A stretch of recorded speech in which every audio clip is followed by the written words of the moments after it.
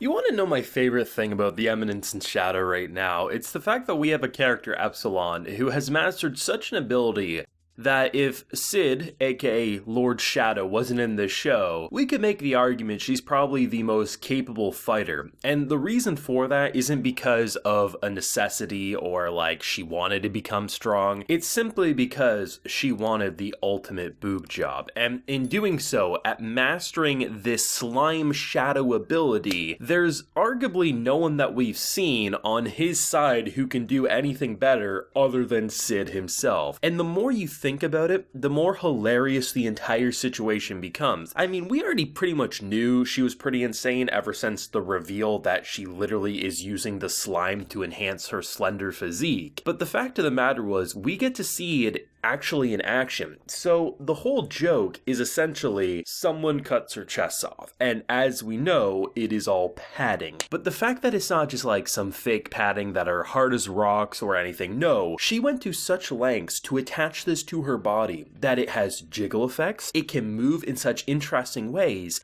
that all because she wanted the bustier physique, she in combat is almost second to none. Because this ability is all attached to her, she can do things that the others probably never can imagine. Like, the whole concept of basically using basic versions of that, as far as we know, Shadow Garden can probably all do that, or most of them can. But no one other than Epsilon can do what we just saw other than Sid, at least in terms of what information's been provided. So the fact that we have a character that's that deadly, that is precise, all because she wanted a bigger boob job, the more I think of it, the more I laugh, and that's one of the million reasons I love the Eminence and Shadow. Now, I do got a full live reaction to today's episode available on the Patreon if you're interested, so consider supporting if you want to see that. But let's talk about episode 12, because this bad boy did not disappoint. It delivered, it was hilarious, it was a little badass, and it was definitely goofy at times too. I mean, you have this man who's going bald, who very much just didn't give me the nicest of vibes last week, and after this week, seeing the worm creature he spawned into, I think my fears were definitely justified. But the fact that you get the reveal of like the Knights of the Round Table, the 12 knights who essentially every year gotta pop a little pill in order to keep their lives going. The fact that rather than just simply revealing that information in a typical investigation fashion, because here's the thing, right? Sid's doing his own little mini arc here because, of course, the whole cult of Diablo he doesn't actually believe exists because it's Sid, of course, so he's chilling with his new companion that he fought and killed and released from a straitjacket, because why the hell wouldn't Sid do that? It's the most Sid thing to do. As you have his entire gang investigating and uncovering these massive secrets thanks to the guiding path of Sid, Lord Shadow. But the fact that you basically get this information out of this man, not because of like, you know, you force it out of him at gunpoint, but more so you embarrassed him to the point of saying, oh, because you weren't taking your pills, you went bald more than likely. Or maybe that's a side effect because you were taking them and you're going bald. And he's like, it's just because, you know, I was just stressed. That's the entire reason. The fact that he exposes his own secrets and, you know, very important information that should be top secret and classified behind multiple vaults. The fact that you embarrassed him saying that the hair loss was a side effect or something, absolutely not. It's because of just the stress of the dumbasses around me. Just the way you can get characters to break in the show is just second to none in my opinion. And I mean, it was actually a pretty brutal environment, all things considered. Getting the reveal that the hero, the statue that we saw on the streets a couple episodes back, I think it was in the same episode when we saw him go to the book stand and he had the whole joke about the plagiarism. We see this man who's a warrior praised, you know, obviously someone from their past. Turns out it's actually a woman, and to see like the whole concept of how they were trying to create, they were like fusing demonic shit into children, and there was some pretty savage imagery, and the fact of the matter was, like, just to see the lengths they went to be able to produce 12 little pills each year that if you take it year-round, in theory, you're going to live forever. And the Knights of the Round Table most likely would be the most dangerous warriors if we didn't have Sid and Shadow Garden. And to just see, like, the way they went about the directing with the shattering glass effect, I really, really loved it, because in general, a lot of the scenes were pretty bright, pretty poppy, because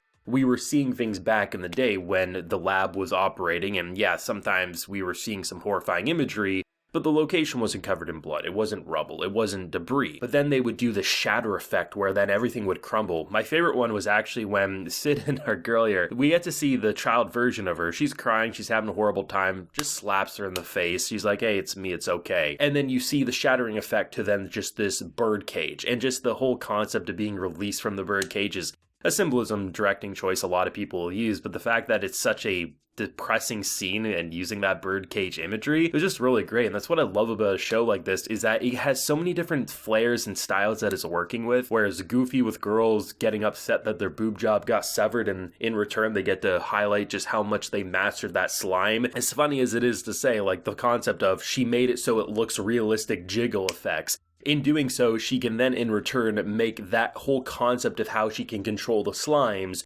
so precise as a killing weapon, whatever you want to call it. And it's just absolutely nutty. Sid can casually just be like, aha, now no one will know Sid didn't abandon the mission. They'll just be talking about Shadow as a random door comes following him, and he has no choice but to follow it, and in return end up probably getting the ultimate waifu in return. And then just the whole thing of like his actual crew investigating a real cult, a real threat, as someone just casually throws her hand through a chest and tosses into the ocean there, or the body of water below. And then just the fact that you can just have it so simple, like, hey, you got to make sure, one, you finish off the person you seemingly kill, but two, you don't accidentally kill people until we get all the information. And just the whole temper tantrum, pouting, crying scene, it's just like, what the hell are we watching? But I love it. We've now watched The Eminence and Shadow for 12 episodes. We get a 20 episode season in total, and I mean, it's guaranteed just going to be the first season, because this show is going to get more for sure.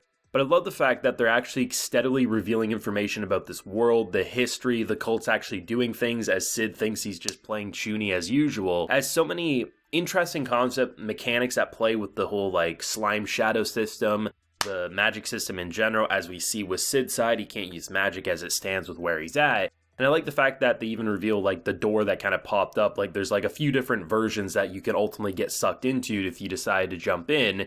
And whether or not Sid and his crew are in two separate doors, or if it's all connected and it's just different visuals, we'll have to wait and see, of course. But either way, this was a great episode that had some great laughs, some great action. I mean, the initial scene of like the arm that they were fighting, I'm not going to show some images because I think it's too extreme for YouTube, but that was some crazy shit where like the bone came down and just started piercing. Absolutely some top tier directing, but I mean, it was horrifying, it was hilarious, and honestly, I don't know if I'm the only one who got a kick out of it, but when I saw this man holding his sword and he's in like this skin-tight suit and his guts hanging over everything, and I'm just like, if this is supposed to be intimidating from his point of view, he is massively failing, because that is absolutely hilarious, but that's just me. But either way, I leave another episode with a grin on my face and excited for the next one. But let me know your feelings down below. Leave a like if you enjoyed, subscribe if you're new around here. Like I mentioned, full live reaction is available on the Patreon, and while you're there, why don't you get yourself a video shout out like Trekker, Gordon, Raymond, and Ranga Rage are getting today. So I appreciate the support, everyone. Please take care and have a good one.